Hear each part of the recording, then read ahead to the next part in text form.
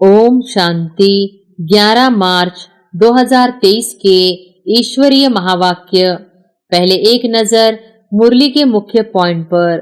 बाबा ने कहा, पहले बाप बनता हूँ, फिर टीचर सदगुरु भी बनता हूँ। बाप जन्म देते हैं, टीचर शरीर निर्वाह अर्थ शिक्षा देते हैं और गुरु किया जाता है सदगति के लिए।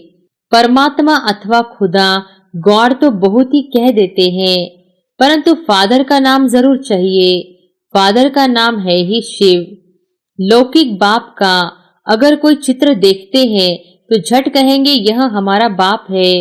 शिव के आगे वह हड्डी नहीं निकलेगा। भले उनको परमात्मा समझते भी हैं, परंतु उस रुचि से हड्डी जिगरी नहीं कहेंगे कि हमारा बाप है। और फिर बाबा ने कहा, सभी धर्म वालों के लिए यह ज्ञान है, चाहे मिलिट्री का हो चाहे सिविलियन हो, ज्ञान सबके लिए है। यह हमारा बहुत पुराना मिलन है, 5000 वर्ष के बाद आए हैं। इसे आत्माओं और परमात्मा का प्यारा मंगल मिलन कहते हैं। परमपिता परमात्मा आकर सभी आत्माओं से मिलते हैं। इस समय ही सबका लिबरेटर बनते हैं। सभी तो शिक्षा नहीं लेंगे, शिक्षा वह लेंगे जो देवता बनने वाले होंगे। और फिर लास्ट में बाबा ने कहा, अब तुमको और सबकी याद भूल एक बाप को ही याद करना है।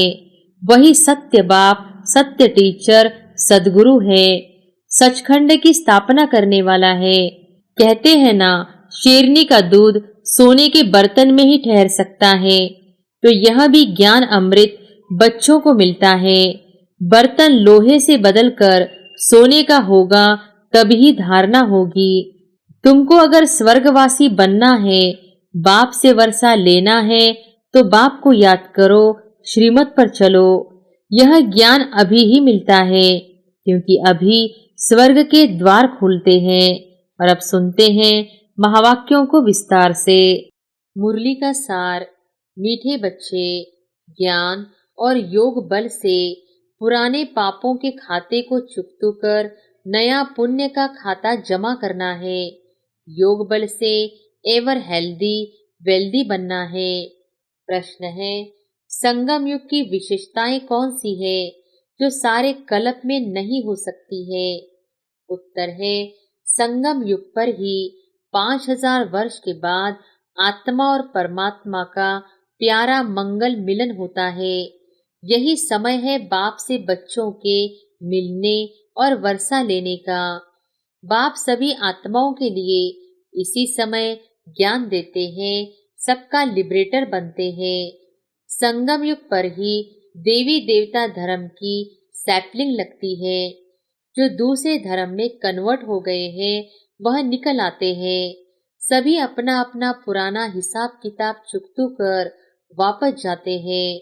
ऐसी विशेषताएं और किसी युग की नहीं है। ओम शांति। परमपिता शिव नाम जरूर लेना है। परमात्मा अथवा खुदा गॉड तो बहुत ही कह देते हैं, परंतु फादर का नाम जरूर चाहिए। फादर का नाम है ही शिव, निराकार है ना। आत्माएं भी वास्तव में निराकार है, यहाँ आकर साकार बनती है। कहा जाता है परमपिता परमात्मा वहां से बच्चों को अथवा प्रिसेप्टर को भेज देते हैं पाठ बजाने। अब गॉड फादर जब कहते हैं तो मनुष्य की बुद्धि में लौकिक बाप नहीं आएगा, वह तो अपने बच्चों का फादर है। परंतु हे परमपिता कहने से बुद्धि ऊपर चली जाती है। आत्मा ही याद करती है, जिस्मानी फादर को भी आत्मा ही याद करती है।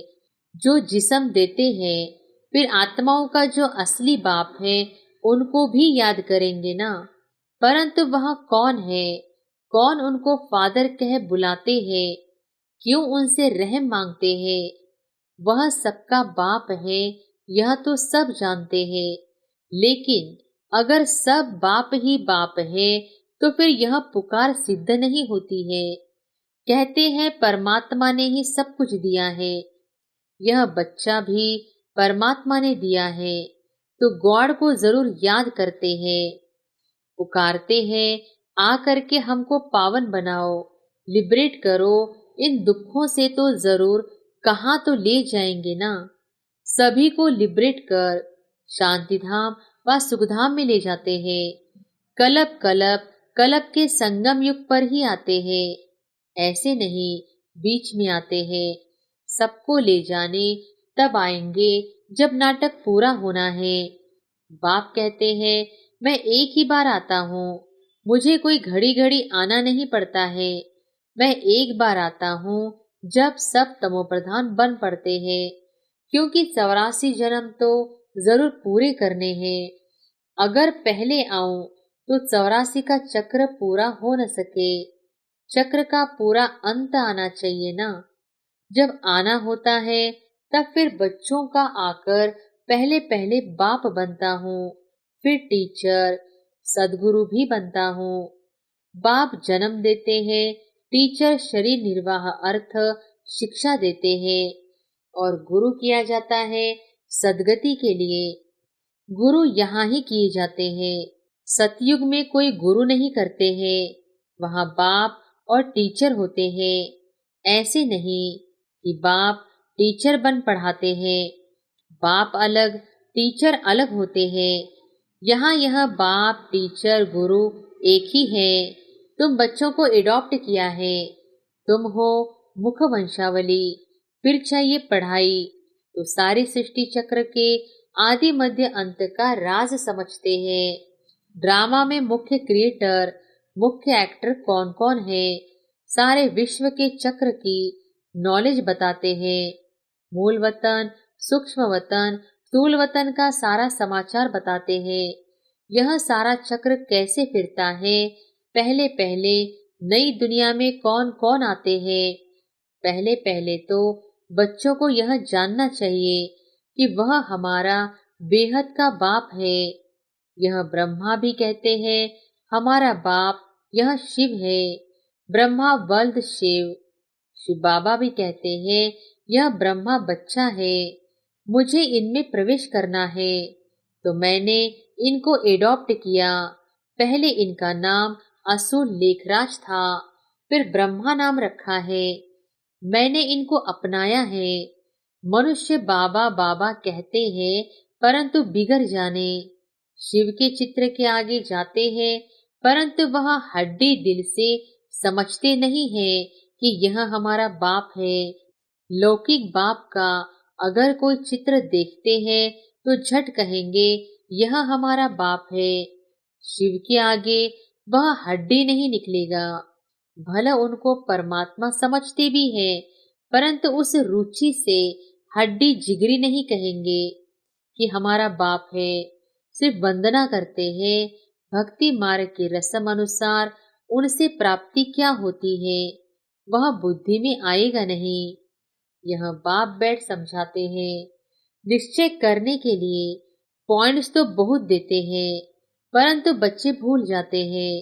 सभी धर्म वालों के लिए यह ज्ञान है, चाहे मिलिट्री का हो चाहे सिविलियन हो, ज्ञान सबके लिए है। तुम बच्चे जानते हो शिव बाबा हमारा बाप टीचर सदगुरु है। यह हमारा बहुत पुराना मिलन है, 5000 वर्ष के बाद आए हैं। इसे आत्माओं और परमात्मा का प्यारा मंगल मिलन कहते हैं।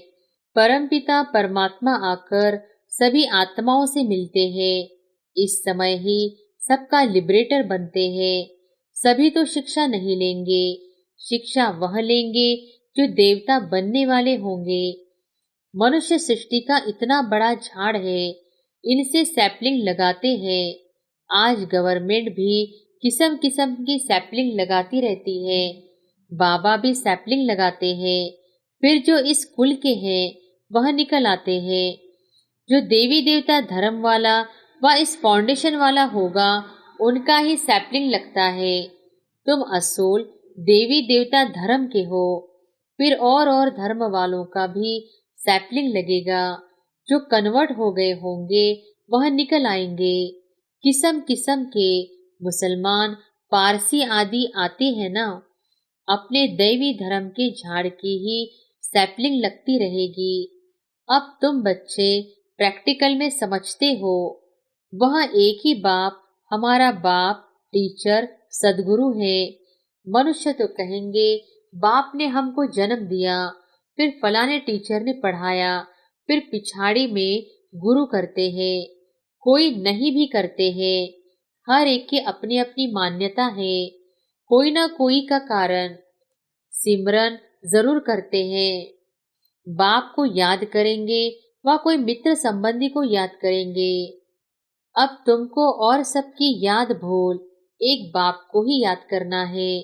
वही सत्य बाप, सत्य टीचर, सदगुरु है, सचखंड की स्थापना करने वाले हैं। सारे सृष्टि के आदि मध्य अंत के चक्र की हिस्ट्री ज्योग्राफी बताते हैं। हम स्वदर्शन चक्रधारी बने हैं तो जरूर चक्र याद करना पड़े। यह सृष्टि का चक्र कैसे फिरता है, शुरू से अंत तक चक्र को जानते हो और यह कल्प के संगम युग पर ही जान सकते हो, बीच में तो कोई जान सके। बाप पढ़ाते ही है कल्प कल्प कल्प के संगम युग पर।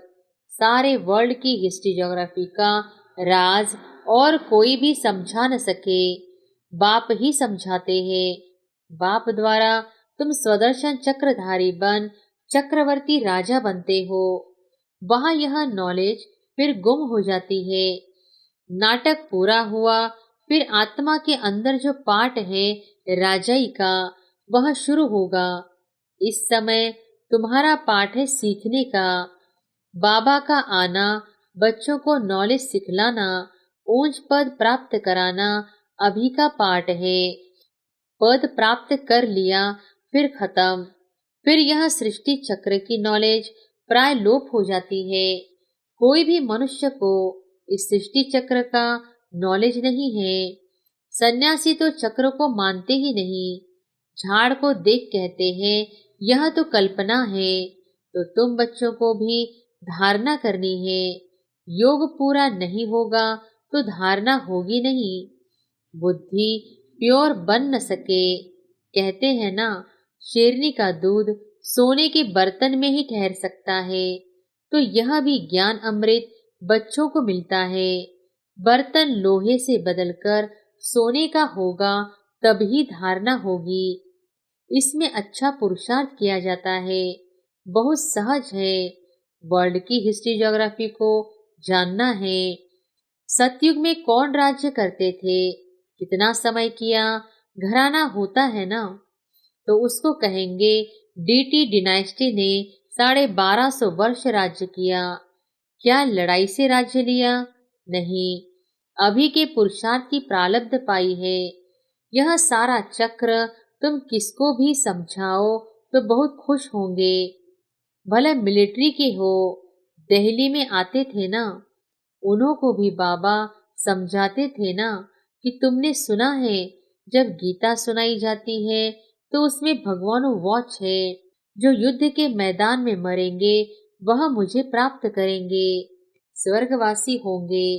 परंतु ऐसे नहीं कि सिर्फ गीता पढ़ते व सुनते हैं तो स्वर्ग में चले जाते हैं।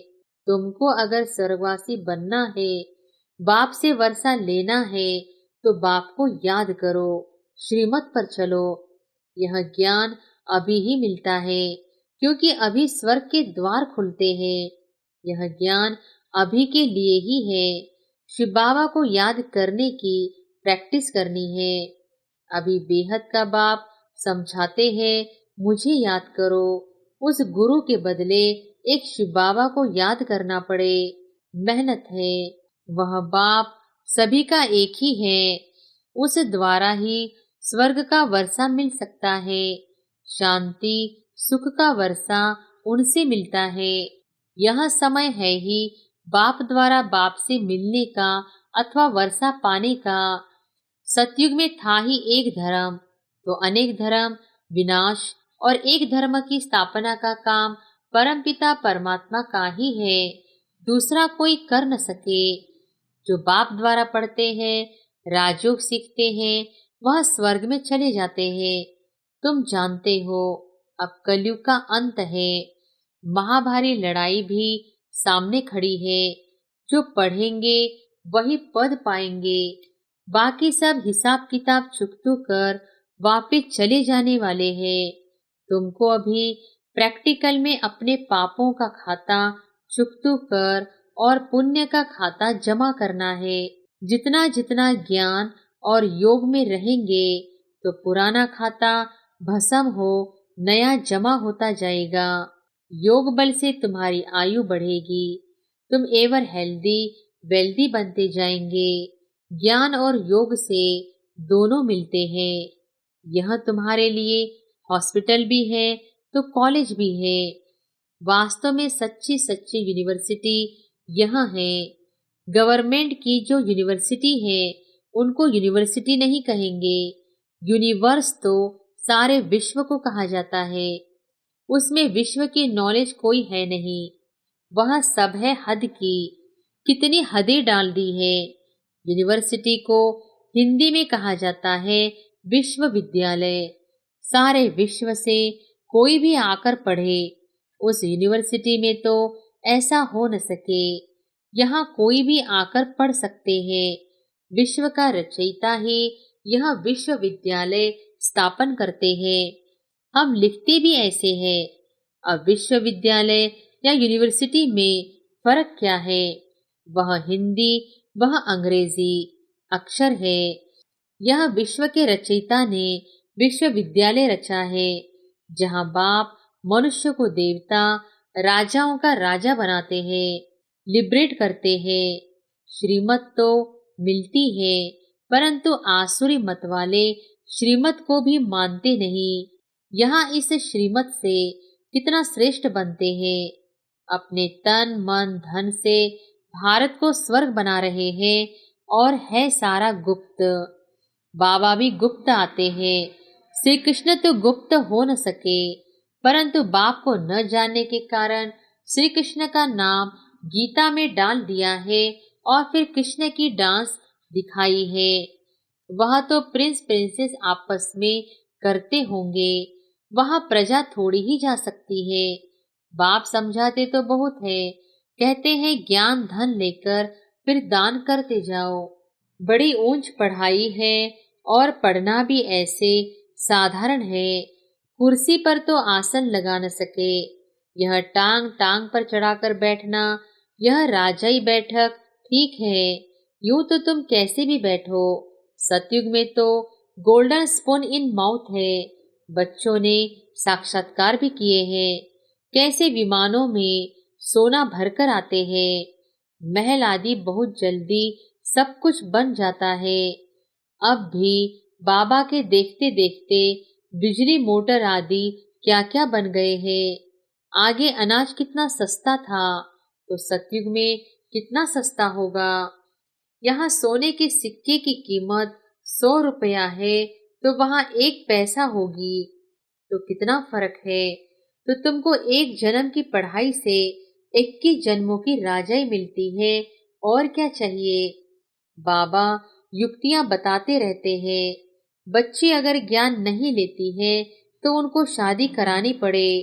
बच्चा अगर ज्ञान न लेवे तो कहेंगे जाकर अपना कमाओ और शादी करो। बाबा राय तो हर बात की देते हैं। शादी पर जाना है तो सिर्फ फल लेकर शिव बाबा को याद कर खाएंगे तो वह पवित्र बन जाएंगे। अच्छा, बाप दादा का मीठे मीठे सिक्के लधे ब्राह्मण कुलभूषण स्वदर्शन चक्रधारी नूरे रत्नों प्रति याद प्यार और गुड मॉर्निंग। रूहानी बाप की रूहानी बच्चों को नमस्ते। धारणा के लिए मुख्य सार। पहली पॉइंट, बाप से जो ज्ञान धन लिया है उसका दान करना है। गुप्त रीति से पढ़ाई पढ़कर 21 जन्मों की राजाई लेनी है। दूसरी पॉइंट, और सबकी याद भुलाकर एक बाप को सत्य बाप सत्य टीचर और सदगुरु के रूप से याद करना है। वरदान है, रूहानी नशे द्वारा दुख अशांति के नाम निशान को समाप्त करने वाले सर्व प्राप्ति स्वरूप भव। रूहानी नशे द्वारा दुख अशांति के नाम निशान को समाप्त करने वाले सर्व प्राप्ति स्वरूप भव।